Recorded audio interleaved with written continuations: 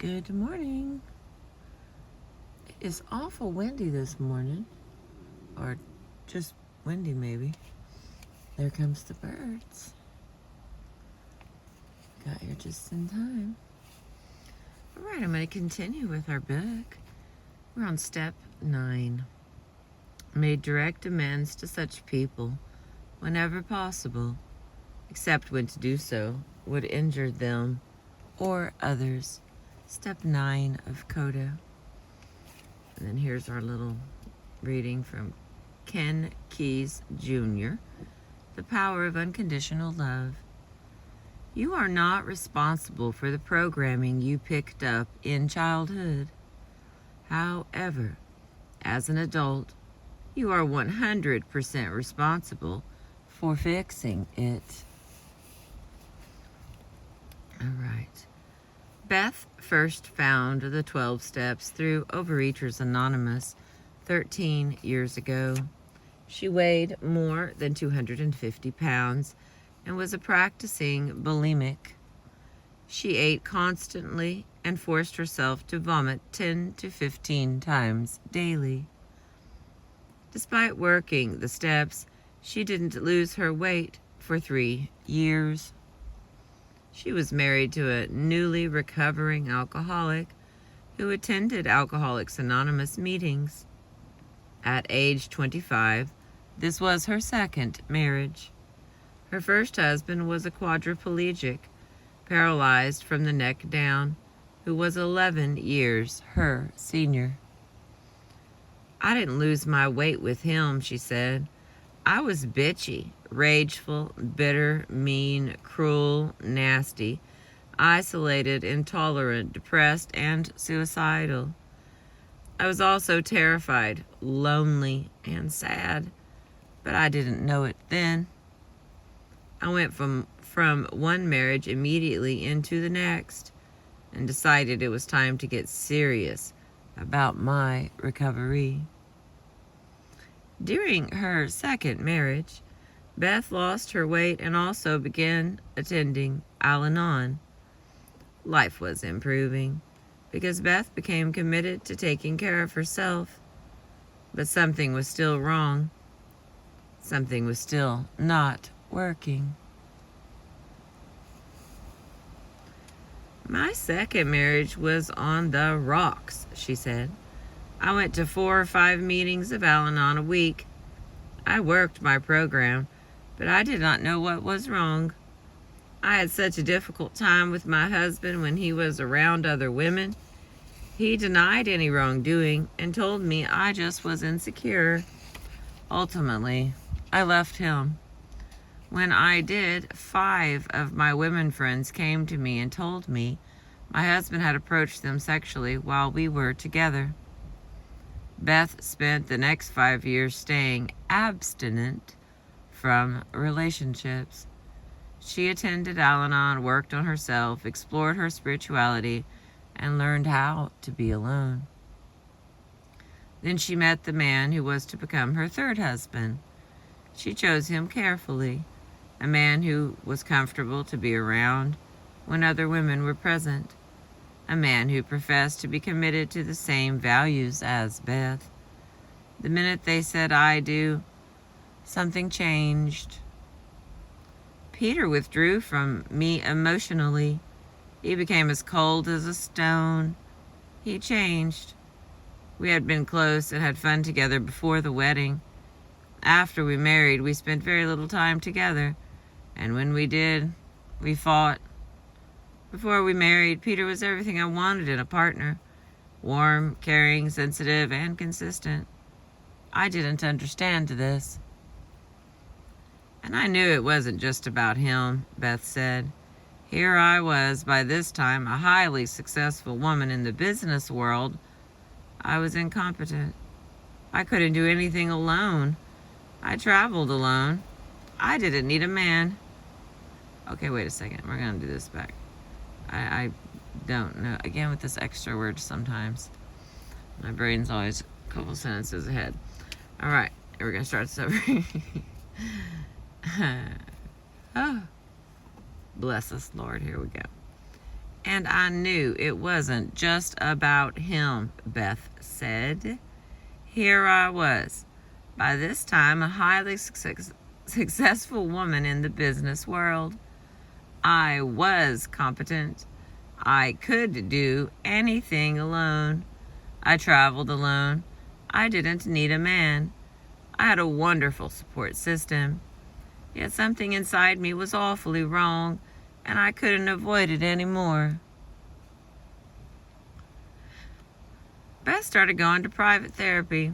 Besides her Al-Anon meetings, she began confronting Peter more consistently. In fact, according to Beth, she confronted the hell out of him. He continued to deny anything was wrong with him until one day he casually mentioned that he was going to begin attending SAA, Sex Addicts Anonymous, meetings. He refused to tell her anything more. He refused to discuss why he was attending SAA. I plummeted into denial, said Beth. I didn't want to believe he was a sex addict. I couldn't imagine the nature of his addiction. But I did begin to notice something about myself.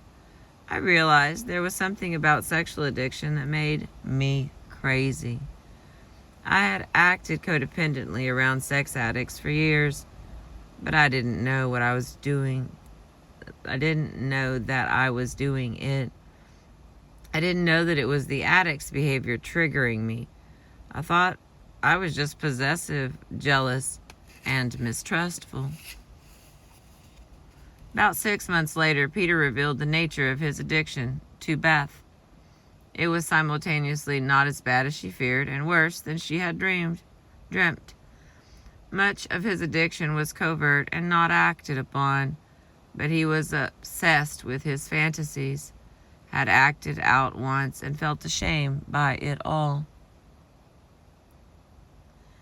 That's when Beth began attending COSA, Codependence of Sex Addicts. That's when Beth began to get codependency recovery. I could feel my codependency for the first time, Beth said. I could feel how I had belittled myself because of what some addict might do, could do, and was probably doing, and I had no control over any of it. Soon, I stopped thinking about the addict's behavior. I asked when things looked fishy. I set boundaries for myself, and one was that under no circumstances would I live with a using addict. It was at this time that Peter found his sexual sobriety, and both he and Beth uncovered a core issue in their problems. With the help of a therapist, Beth realized she had been sexually abused when she was a child. Peter also became aware of the sexual abuse in his own background. This rocketed me into memory lane, said Beth. I began to have all kinds of flashbacks about being sexually abused, something I had run from and denied all my life. I also remembered that my sister had been sexually abused, and she at the same time began dealing with her issues too. For as horrifying as it's been, I believe that I finally got to the thing that's been gnawing at me my entire life. When Peter began dealing with his abuse issues, he asked Beth for a separation. She didn't want separation. She didn't want to lose her husband, but she did agree. She had no choice. Since that time, Beth has continued to work on herself, including the amends part of her recovery program. She talked to her family. She made amends to her estranged husband. She made amends to herself. Life isn't all roses, Beth said. But I have myself. I don't cry for weeks at a time. I don't want to kill myself. I cry when I need to, and then I go about my day. 13 years ago, I didn't know that I could cry. The only emotion I was aware of was rage. A friend used to say that I reminded him of a 6-foot nun with a 3-pound cross. Now, when I feel rage coming on, I can be certain that I am really terrified, and I'm learning how to deal with that. I have hope for my life. Hope that if my marriage ends, I won't choose another sex addict as a partner.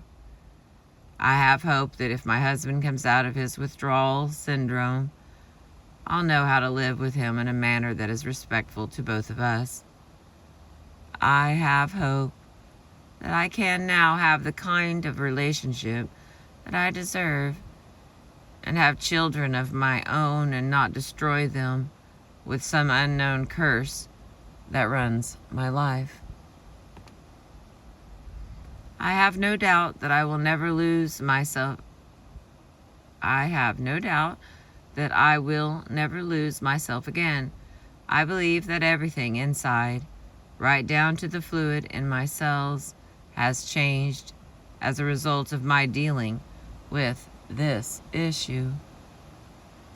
Recently, Beth was invited to be the speaker at a conference dealing with sex addiction and sex addiction codependency issues. She was frightened. Excuse me. She was frightened, but she thoughtfully agreed to do it. It was a powerful event for Beth and for those who heard her speak. Quietly, without blaming the addict, she was able to speak of her part in the process. She talked about how she was living out her unresolved issues through her marriage. She talked about her rage, her shaming, and the behaviors she engaged in to control the addict's behavior. She talked about making amends for her part. She talked about how she had dealt with her family as part of her amends to herself. Without being rageful, I was able to talk to each person in the family openly about my issues and my recovery. I invited each to either choose to be in a relationship with me or discontinue the relationship.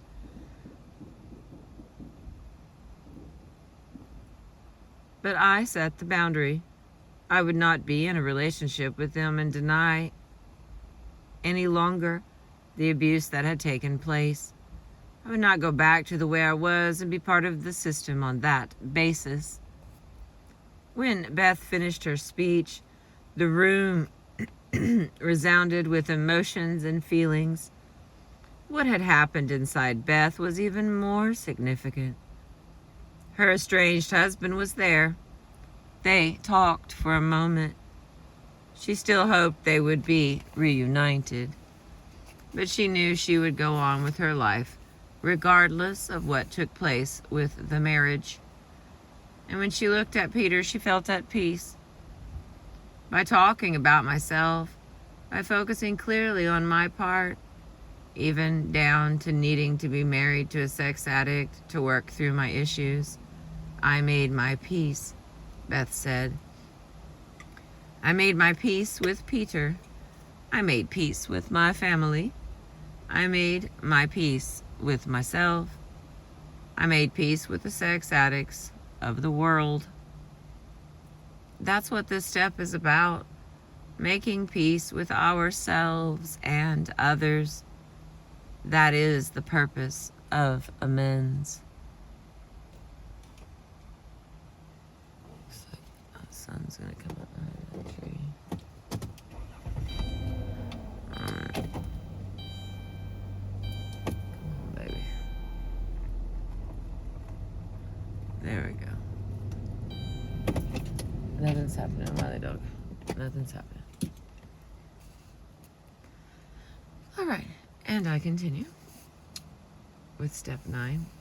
Taking out the lists. This step takes us a major leap forward in establishing boundaries. The difference between us and another person. The difference between our behavior and another's.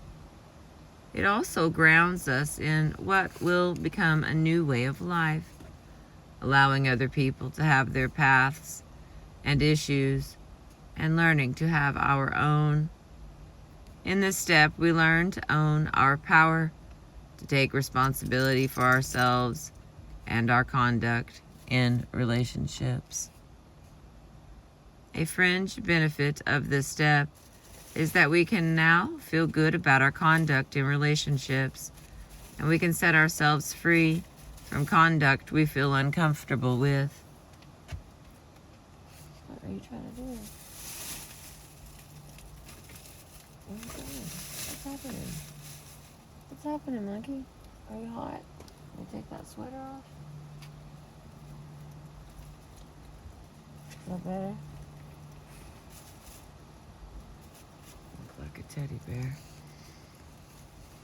Sorry, we had a unhappy solo audience member here in my mobile studio. He is over-sweatered. The wind is picking up with the sun.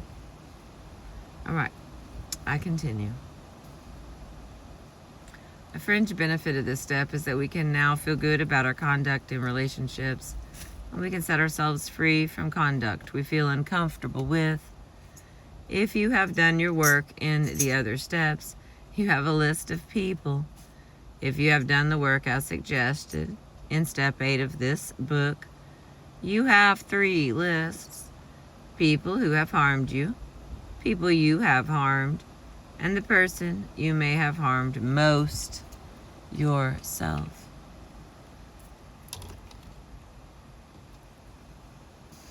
You may not have written a list, but if you have been relating to people, you have a list. Any relationship, past or present, that you do not feel good about, any person, including yourself, that you're harboring troubled, unresolved feelings about, any relationship that brings discord to mind or heart, all are on this list.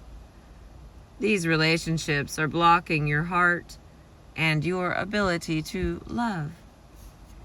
Denial does not count here. If you have strife or unresolved issues, even if you are denying the feelings, they are they are on the list. Excuse me. Let's take a look now at what can be done to shred the lists.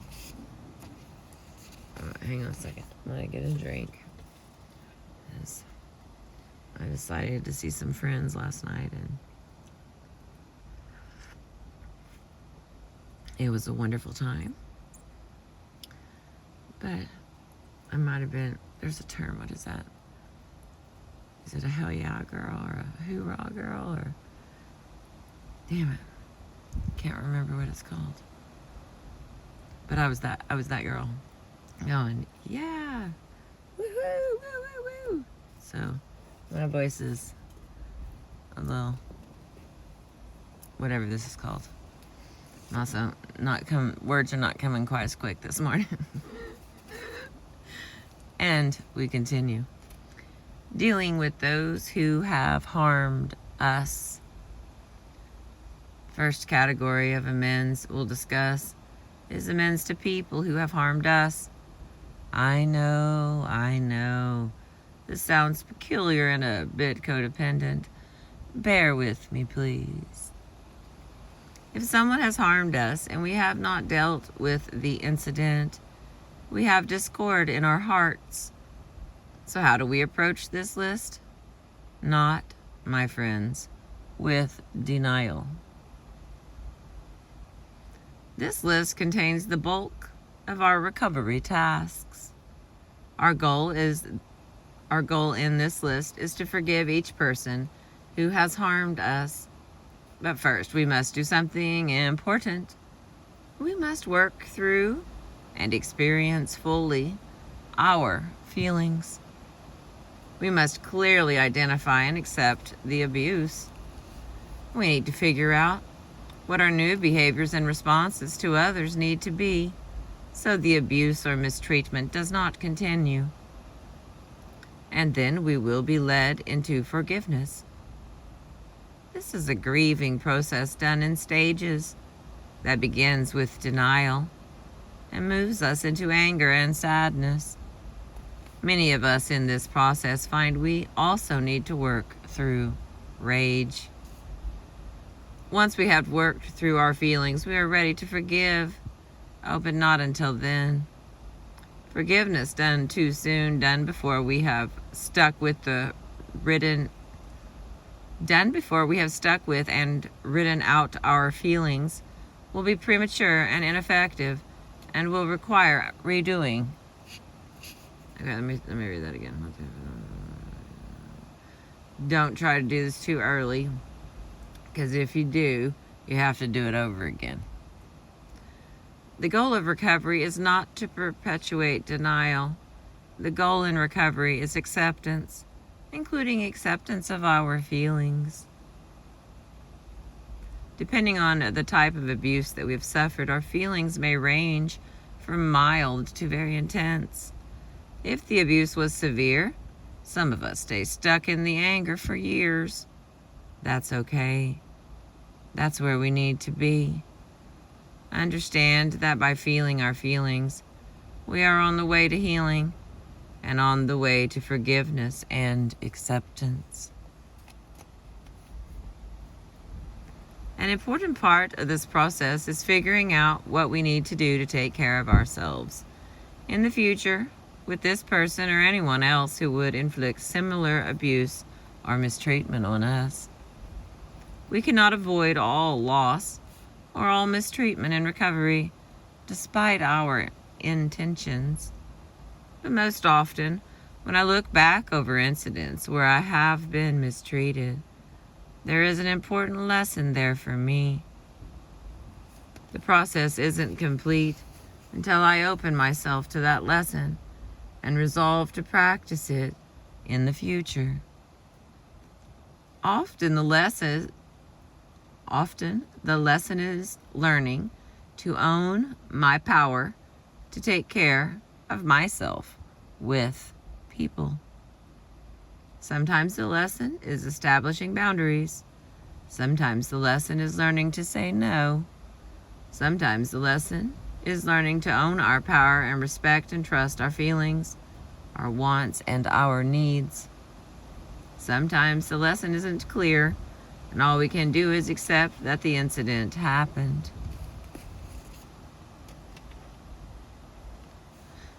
Ooh, it's windy. Sometimes, as part of this process, we may want to confront a person on a particular issue. Do not blame, shame, or extract an apology from them, but to state clearly our new boundaries with them. Excuse me, 2 times. And let them know we've been violated.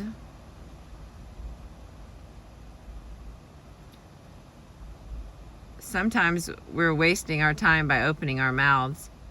We may want to ask for guidance here. Our friends, our sponsor, and our higher power can help us determine what course of conduct is right in each situation. Once the feelings have been fully felt and our lesson becomes clear, the next stage is forgiveness of each name on the list.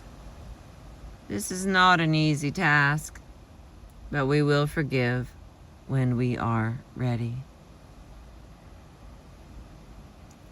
There are some recovery tricks that help me when I'm trying to achieve forgiveness and don't feel very forgiving. Asking God to bless the person and shower happiness on him or her helps. Affirming that I forgive the person helps.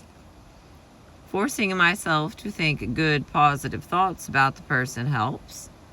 Asking God to give me the gift of forgiveness and restore the relationship to right feelings helps. Forgiveness will come when we open ourselves to it.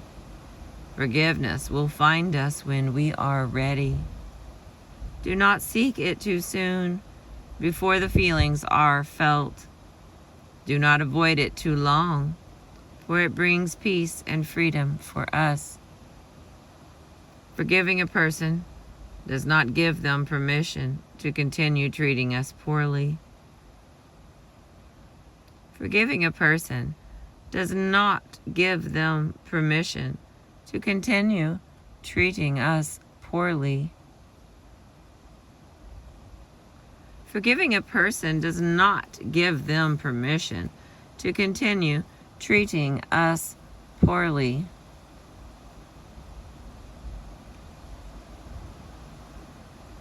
If we are trying to forgive someone and instead we feel angry and mistrustful, we may not have explored our feelings sufficiently or done the lesson work necessary for forgiveness.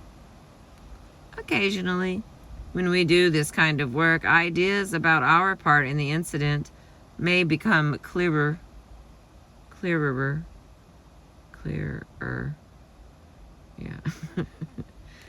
Whatever.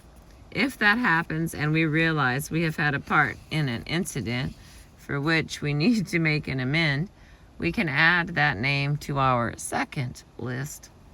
Our goal is to forgive and forget the incident when we have accepted and healed from it. We strive to remember only our lesson from the experience. We learn we can be grateful for many have come into our lives to help us learn and grow.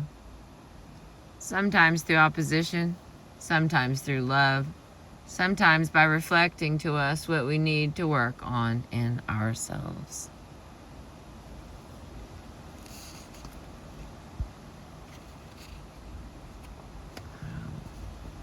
How are we doing? That's going to be a two-parter, it looks like.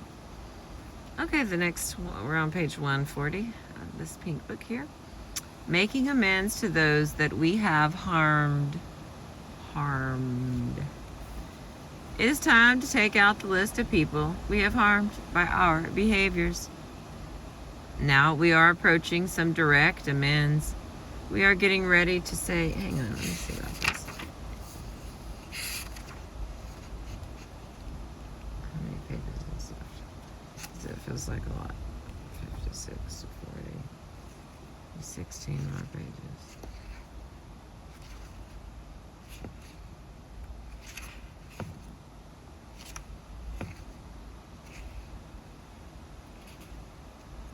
Alright. If I continue this, then it's going to be so long. Because this next one is like really, it's like 4, that means 8 pages. Because again, I calculate wrong. Okay, we're going to stop here. And here's this book. Remember it? Book right there. There's our book.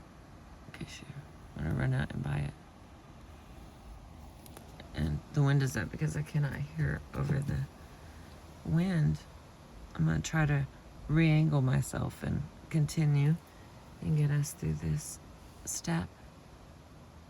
I appreciate you taking the time to listen, like my videos, subscribe, send them to your friends. I appreciate each and every one of you. Almost everybody that I gave my YouTube to individually, so I appreciate you for coming back, hanging around. Have a beautiful day.